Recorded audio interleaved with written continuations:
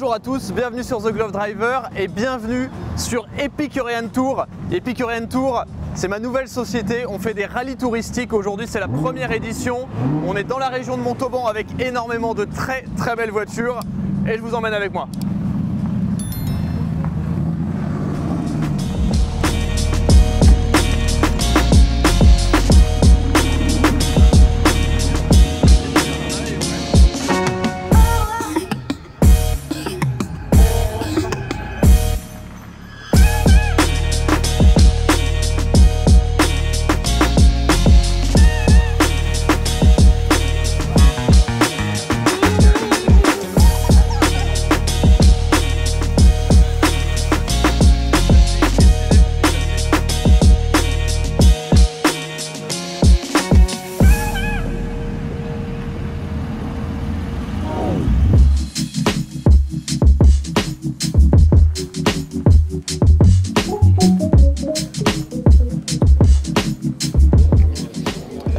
Qu'est-ce qu'Epicurean Tour exactement? On est parti d'un constat très simple avec 6 de nos amis. On s'est associé à 6. On voulait absolument faire des rallyes touristiques basés autour du thème épicurien. Le thème épicurien, qu'est-ce que c'est? C'est la bonne bouffe, les bons moments, les belles voitures, les beaux paysages. Donc en fait, c'est exactement ce qu'on a créé. Epicurean Tour, c'est ça, c'est un rallye touristique qu'on veut développer dans toute la France et même à l'étranger. C'est pour ça que le nom est en anglais, avec vraiment comme base principale la passion et l'art de vivre. C'est pour ça que là, notre première étape, on est au château de Bruniquel et à 10h30, qu'est-ce qu'on fait? Petite dégustation de fromage, de charcuterie, de jus bio de la région. Bref, on se met en condition pour attaquer les routes de la journée qui vont être exceptionnelles. Le rallye d'aujourd'hui, c'est environ 250 km autour de Montauban. On a choisi les plus belles routes qu'on pouvait trouver. Et ce qu'on va faire maintenant, évidemment, c'est aller vous présenter les voitures qui participent à ce rallye. Si vous avez des questions dans les commentaires concernant ce rallye Epicurean Tour, n'hésitez pas à les poser, j'y répondrai. Et surtout, suivez Epicurean Tour sur Instagram, c'est là où tout se passe. Il y a aussi le site internet, tout est dans la description. Ça vous permettra de savoir quand se déroulent les prochains rallyes et surtout quand est-ce que vous pourrez nous rejoindre à travers les différents rallyes qu'on va organiser, parce qu'en réalité, le vrai but aussi, c'est ça. On sait très bien que la passion, ça se partage en vrai, en réel, avec les vrais gens. Et c'est exactement ça qu'on a voulu créer aujourd'hui. C'est pour ça qu'on s'est associés. C'est pour partager des moments comme ça. Aujourd'hui, on a une 50aine de personnes, tous passionnés. On va passer une super journée. Et c'est ça, Epicurean Tour. On va sur le parking.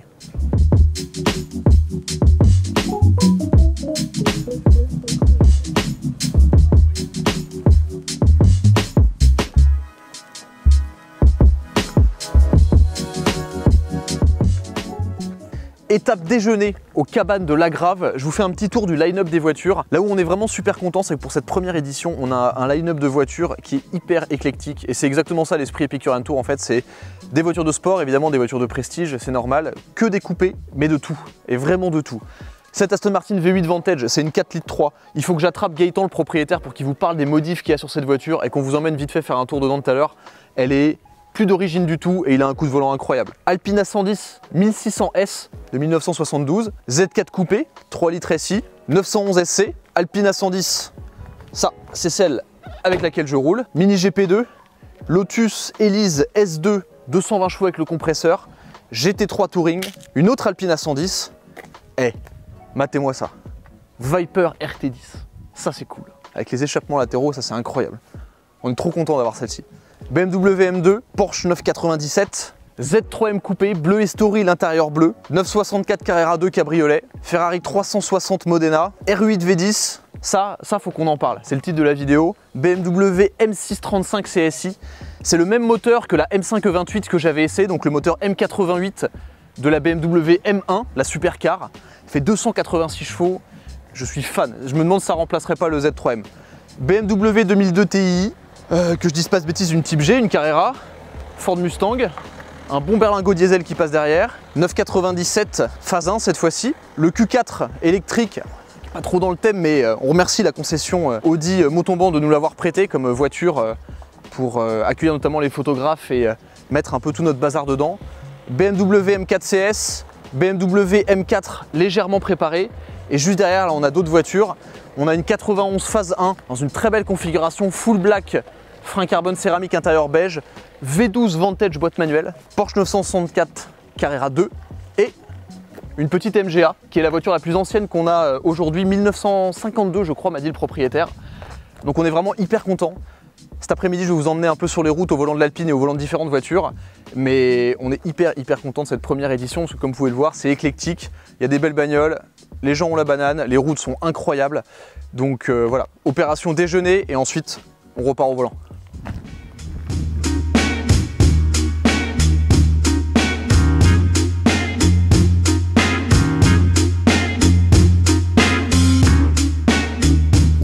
Premier rallye, on a choisi de le faire dans la région de l'Occitanie, donc au départ de Montauban, parce qu'en fait la plupart des associés, donc des 6 associés de Epicurean Tour, habitent dans la région toulousaine, Montauban, etc. C'est une opportunité géniale de découvrir cette région. Le parcours fait environ 250 km à travers des routes de campagne, des routes de montagne un petit peu, et il y a vraiment de quoi s'amuser. Comme vous pouvez le voir, je me retrouve encore dans une Alpine, je vais pas m'en plaindre, je vous le cache pas. Cette voiture, c'est toujours la voiture moi qui me fait rêver en termes de polyvalence. C'est vrai qu'on l'oublie souvent, mais l'Alpine c'est une voiture incroyablement polyvalente qui nous a permis de faire Paris-Montauban, donc 700 km avec moins de 8 litres de consommation au 100, et là qui nous permet d'accrocher en conduite cool et dynamique avec la plupart des grosses voitures qui font partie du rallye. Les routes sont exceptionnelles et surtout le châssis très souple de l'Alpine permet vraiment de passer partout, quelle que soit la route, quel que soit l'état de la route. Ça c'est vraiment génial. C'est joueur, ça prend du roulis. Et pour ceux qui ont vu la vidéo où j'ai fait un road trip de 3000 km avec la 110S, je me posais la question, est-ce que je préfère la 110 normale ou la 110S? Je pense vraiment que je préfère la 110 normale, parce qu'en réalité 90% d'utilisation d'une voiture comme ça, de toute façon c'est sur la route, et la 110S elle est un peu trop rigide pour être fun en fait sur la route. Elle est très fun, mais vous comprenez ce que je veux dire, c'est juste que voilà, là la 110 ça joue, la voiture vit, la voiture bouge, il faut être un peu plus fin pour la piloter, elle accepte moins les erreurs, et au final c'est pour ça que je l'adore. La puissance est largement suffisante, mais je m'éclate toujours autant au volant de cette voiture. Epicurean Tour, comme je vous l'ai dit, c'est la passion, les amis, l'art de vivre français, mais c'est aussi les routes, c'est aussi la conduite. Et alors moi, effectivement, je découvre le roadbook, même si j'ai participé à sa création. Comme je suis pas du coin, c'est pas moi qui ai tracé le trajet, mais j'avoue que pour une première, on est vraiment super content parce que il y a vraiment de quoi s'amuser. Et je découvre aussi cette région qui est absolument magnifique. Vous avez vu quelques images du château ce matin. On s'est arrêté dans un super bel endroit au bord d'une rivière pour déjeuner. Là on a encore une petite halte tout à l'heure pour le café aux environs de 16h30. Et après on va terminer à Montauban avec un petit cocktail d'arrivée. Et vraiment ce genre d'événement, c'est un peu ce que je vous ai dit au début de la balade. Pour moi c'est là où on revient vraiment dans le réel pour moi, parce que c'est vrai que j'ai l'occasion de discuter avec vous à chaque fois à travers les réseaux, mais rarement en vrai. Et là, c'est une super opportunité de pouvoir en rencontrer certains d'entre vous, partager, discuter voiture, saluer les passants. C'est les meilleurs moments automobiles qu'on vit finalement, c'est cela, quand on est entre potes en balade avec des belles voitures et qu'on roule, qu'on mange bien, qu'on passe du bon temps, c'est ça Epicurean Tour. Alors, dans 5 minutes, je vous parle de la M635 CSI parce que c'est vraiment une voiture que j'ai envie de découvrir un petit peu plus en détail et qui me fait vraiment rêver. Mais d'abord, chose très importante, on va aller rejoindre Gaëtan qui est juste ici avec sa V8 Vantage. Ça va Gaëtan? Ça va et toi? Bon écoute, ça va bien, merci. Tu m'as rendu sourd à plusieurs reprises avec ta voiture. Si, je te promets. Tu nous parles un peu de ta voiture? Ouais, mais parce que c'est un peu un monstre. Ouais, alors c'est une V8 Vantage Calibre 3, donc première phase, la plus basique possible à la base, que je suis allé chercher en Angleterre. Ouais.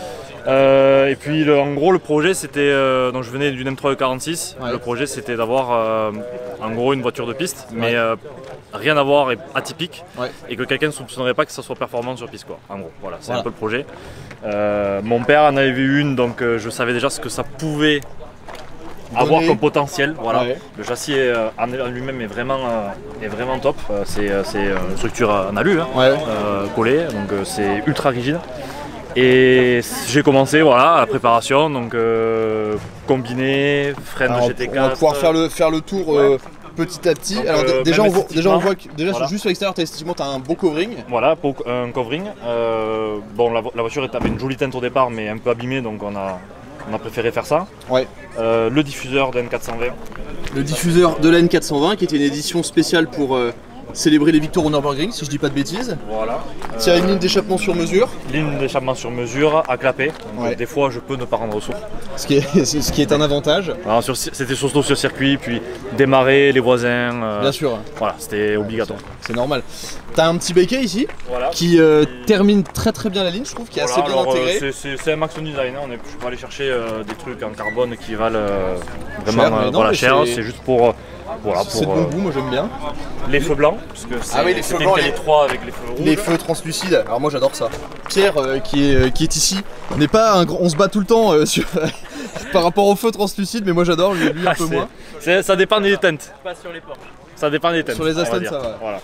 T'as les freins, t'as les jantes Apex dans une couleur un petit peu bronze là. Ouais, les jantes Apex C7. C'est 10 par 19. Elles sont très belles. Monte au carré. Aussi large devant que derrière en fait. Les freins. Freins à l'arrière, c'est juste plaquette. Ok. Voilà, c'est du 4 pistons d'origine, donc ça c'est plutôt pas mal.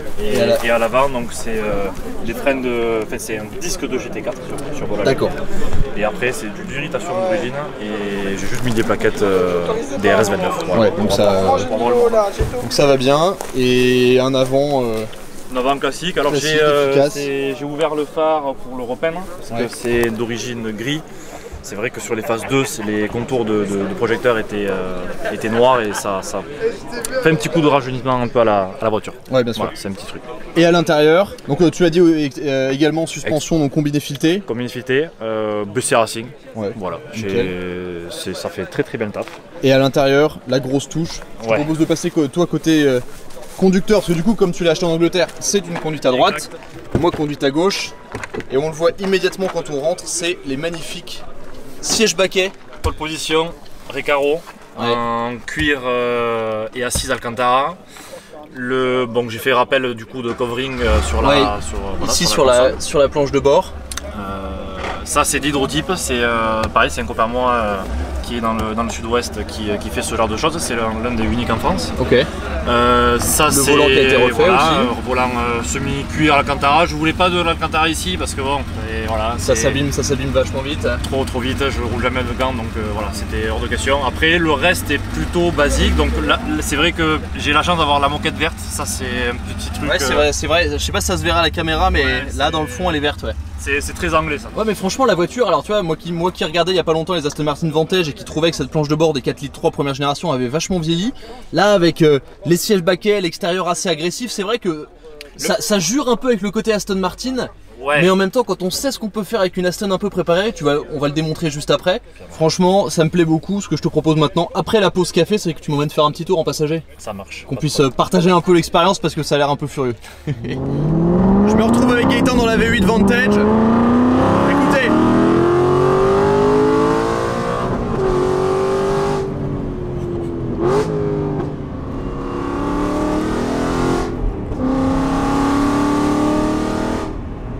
Alors, effectivement, les premières choses qu'on ressent dans la voiture, c'est que le châssis est d'une rigueur impressionnante, presque trop basse, avec une géo presque trop agressive pour ce genre de route. Il y a des gros pneus à l'avant, ça suit un petit peu la route, mais la voiture est d'une stabilité assez impressionnante et surtout le son est... Et ça marche fort, t'as une reproc dessus, c'est ça? Ouais, voilà, c'est un Atmo, hein, donc on n'est pas sur un moteur turbo où on va aller chercher des 100 chevaux. Bien sûr, bien sûr. Le gros où on gagne avec ce moteur, c'est le Decata. Parce que d'origine, c'est du 600 cellules, c'est énorme. Pour ceux qui ne savent pas, c'est vraiment des catalyseurs extrêmement restrictifs. Dans le fait de décatalyser plus voilà, de l'allumage et compagnie, voilà, un moteur, même Atmos. Ouais, il respire mieux quoi. Voilà, on peut toujours gagner un petit peu. Et du coup, on passe de 385 chevaux à 410. Alors, oui, ça paraît pas beaucoup aujourd'hui, mais pour un Atmos c'est pas mal, ça fait plus de 25 chevaux pour un moteur Atmos, c'est quand même pas mal. Mais toi qui as connu la Quali 3 d'origine, Ouais, ah bah ça a rien à voir, là ça pousse beaucoup plus fort haut dans les tours. Entre guillemets, c'est une 4 litres 7, en gros. Ouais, c'est ça. En termes de performance. Je trouve que ça pousse comme une 4 litres 7. Ouais. Et ça sonne comme une Vantage GTE. Ouais. Pas loin.